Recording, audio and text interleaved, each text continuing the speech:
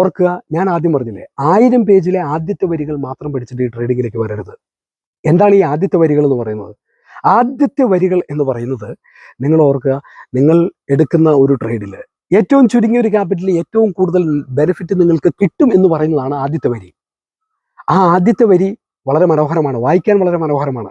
ഒരു ഉദാഹരണമാണ് 10,000 രൂപ ക്യാപിറ്റലിൽ നിങ്ങൾക്ക് ലക്ഷങ്ങളിൽ നിങ്ങൾക്ക് പ്രോഫിറ്റ് ഉണ്ടാക്കാം എന്നുള്ളൊരു കാര്യം. ആ പറയുന്നതിൽ തെറ്റില്ല, അത് ശരിയായൊരു കാര്യമാണ്, അത് വളരെ ശരിയായൊരു കാര്യമാണ്.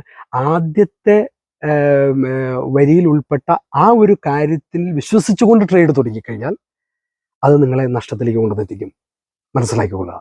കാരണം ഒരു ഓപ്ഷൻ ബയർക്ക് ഒരു പ്രോഫിറ്റ് കിട്ടാൻ മാർക്കറ്റ് ഏത് സൈഡിലേക്കാണോ ആ സൈഡിൽ തന്നെ നല്ല ഒരു വോളറ്റൈലിൽ മാർക്കറ്റ് മൂവ് ചെയ്യേണ്ട ഒരു കാര്യമുണ്ട്.